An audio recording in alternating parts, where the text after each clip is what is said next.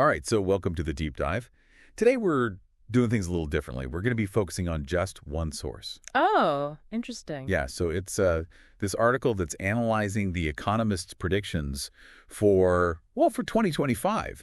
You've probably heard of The Economist. Yeah, I know The Economist. Yeah, so they're pretty well known for these like big prediction issues they put out every year. hmm Um, but what's kind of cool about this article that we're looking at, it doesn't just like list out the predictions. It really takes a deep dive into how the Economist is making those predictions, and what they might be missing. Okay, I like that. So kind of like a behind the scenes look at the predictions themselves and also, what they're maybe overlooking. Exactly.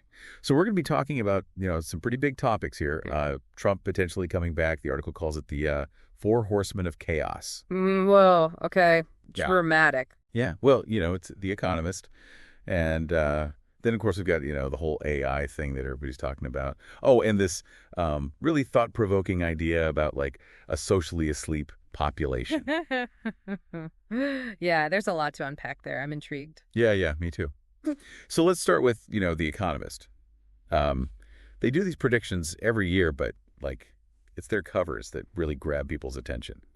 Right, those covers. Yeah, they're like visual puzzles almost. They Mm. always get people talking, debating about what they mean. Oh, yeah, definitely. Not your typical magazine cover, that's for sure. Yeah. And this article even mentions, like, how people interpret them in all sorts of ways. Yeah. I mean, you have some folks who just see them as, like, straightforward predictions, hmm and then you've got others who go full-on conspiracy theory mode, like there are hidden messages and all that. It's true. You see all kinds of theories out there. But hey, that's part of what makes them so fascinating, right? They get people thinking. Absolutely. But for this deep dive, let's stick to what's right there on the cover, front and center. The image of Donald Trump, potentially back in the White House. Yeah, that's hard to miss. And the article, it acknowledges all those different interpretations, but it also dives into like what a second Trump presidency could actually mean, especially when it comes to his America First policies and all that. Right. And the article specifically calls out the fact that during his first term, Trump put I think it was $550 billion in tariffs on goods from China. Yeah, that was a huge deal at the time. And, it really shook things up globally. It did. So imagine, what could happen if he tries to ramp that up even more? Well, yeah, I mean, that would be a major disruption to global trade for sure. And it's not just about the US and China, right? These kinds of protectionist policies can have a domino effect. Things can get really unstable, even lead to conflict. Yeah. That's kind of scary to think about. In the article, it doesn't just stop there. It goes on to point to other signs of this global political shift that's happening. They mention how voter turnout in the UK dropped, I think, to just 59%, which is crazy low. Yeah. And then there was that super close election in India. Yeah, and those are just a couple of examples. What we're seeing is a growing sense of disillusionment with the whole system. People are losing faith in traditional politics, and it's happening all over the world. Right. I mean, it's not just about specific leaders, but it's this broader feeling that democracy just isn't working the way it should. And that leads us to what the article calls the Four Horsemen of Chaos. Okay, that's quite a label. I'm assuming they're talking about China, Russia, Iran, North Korea, right? You got it. Yeah, that's pretty intense. But I mean, I guess it does get your attention. It does. And it makes you think, how much of a threat are these countries really posing to the existing world order? Well, that's the big question, isn't it? I mean, the article, it does offer some concrete examples. For China, they talk about their growing influence through those massive infrastructure projects, like the Belt and Road Initiative, which is, over $1 trillion in investments? Yeah, something like that. I mean, it's huge. Yeah. And then you've got Russia, getting more assertive militarily, engaging in information warfare. And then Iran, they're moving closer and closer to having nuclear weapons capability, which is definitely a cause for concern. Right. And then there's North Korea just, constantly doing provocative things, launching more missiles than ever. It's a lot. It is. It's like all these different pressure points building up at the same time. And then on top of all that, we have AI. This Yeah. is something that the article presents as a double-edged sword. I mean, it has the potential to be incredible, right? It could revolutionize, pretty much everything. But it also comes with all this uncertainty and risk, The article mentions how much money is being poured into AI research, like $1.5 trillion, I think. But they also point out that it's taking a lot longer than people expected for AI to really be adopted in a lot of areas. Yeah, there's definitely a lot of hype surrounding AI, and it can be hard to separate the reality from the science fiction sometimes. But, even with the slower than expected adoption, the potential is undeniable. We could see groundbreaking advancements in medicine, Uh, things that could save countless lives. But at the same time, there are those ethical questions, right? Like, what happens when we start letting AI make life or death decisions? What about the potential for massive job losses as AI becomes more sophisticated? Exactly, exactly. There are a lot of big questions that we haven't even begun to answer yet. But okay, here's where it gets really interesting. The article doesn't just like lay out the economists' predictions. Yeah. They actually critique what's missing from the analysis, and Yeah. some of their points are pretty thought-provoking. Oh, okay. So they're calling out The Economist for like potential blind spots. I like that. I'm curious to hear what they have to say. Yeah, me too. Let's Yeah. dig into that. One of the biggest things the article points out is that The Economist doesn't seem to be taking climate change seriously enough. Oh, interesting. Yeah, it argues that they're not giving enough, weight to this whole existential threat thing. Yeah, that's a big one to overlook or downplay. Right.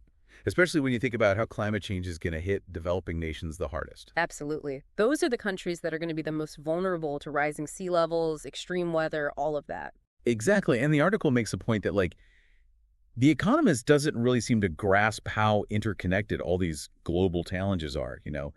Climate change, economic inequality, political instability. It's like they're not treating them as separate issues, but as part of this, bigger web.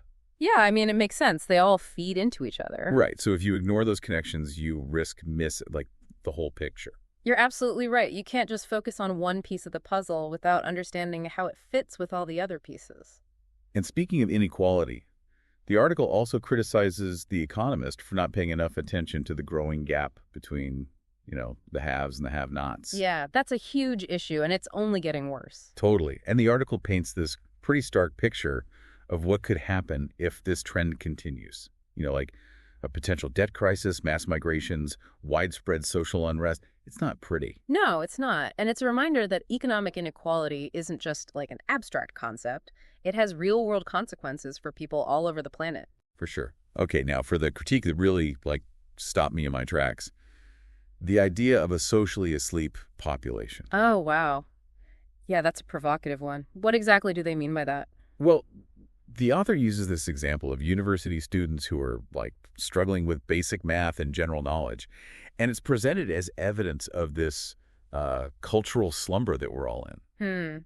So the idea is that we've become complacent, maybe even intellectually lazy in this world that's just saturated with technology and distractions. Yeah, exactly. It's like we're so bombarded with information all the time that we've lost the ability to think critically, to really engage with the world around us. Yeah, I can see that. I mean, it's easy to get caught up in the constant stream of news and social media and all of that. It can be overwhelming. Totally. And the article argues that this kind of sleepwalking is actually really dangerous, especially when you consider the threats to democracy and the rise of authoritarianism that we were talking about earlier.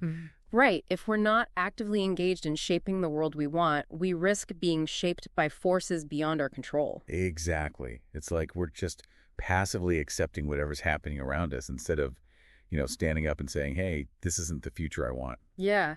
And that raises a really important question. What role do we as individuals play in all of this? Because it can feel overwhelming, right? Like, what can one person do in the face of all these massive global challenges? I feel that. It's easy to get discouraged and think that our individual actions don't really matter. Yeah, but remember, oceans are made up of drops, right? Even small actions can have a ripple effect. That's a good point. So it's not about feeling powerless, but about finding ways to, channel our energy and make a difference in whatever way we can. Exactly. It starts with awareness, with educating ourselves about the challenges we face. And then it's about taking action, in our own spheres of influence. It could be through the choices we make as consumers, the way we vote, the conversations we have with our friends and family. It all adds up. I like that. So it's about connecting our personal values and passions with these larger global challenges, finding those points where we can actually make a difference, no matter how small it may seem. That's exactly it. We're not just passive consumers of information. We're active participants in shaping the future. So looking at 2025 through this lens of potential disruption and all this uncertainty, is there any room for hope? I mean, the article paints a pretty bleak picture at times. Declining democracies, authoritarianism on the rise, the looming threat of climate change. Are we really supposed to feel optimistic after reading all of this? Well, it's important to remember that predictions aren't destiny. They're possibilities, not inevitabilities. And while the challenges are definitely significant, so is our capacity for innovation, resilience, and collective action. So it's not about ignoring the risks, but also not letting fear paralyze us into inaction. Exactly. And history has shown us time and again that periods of great turbulence can also be catalysts for positive transformation. I never thought about it that way. So, like, even though things might look pretty messy right now, there's still potential for things to, like, shift in a positive direction. Absolutely. I mean, think about the major societal shifts that have happened throughout history. A lot of them were born out of crisis. That's true. So maybe 2025 could actually be a year of, like, positive change if we can harness that energy and, direct it towards something good. That's the hope. The article actually acknowledges that 2025 could be a turning point, but it all depends on whether we're willing to step up and do the work. So it's like The Economist is giving us all these pieces of a puzzle, but they're not really telling us how to put it all together. Right. It's more like they're presenting this, this framework for thinking about the future, but it's up to us to make those connections and really figure out, like, okay, what does it all mean for us? Yeah, totally. So, when you look at 2025 through this lens of like potential disruption, uncertainty, all that stuff, what pieces of the puzzle kind of stand out to you the most?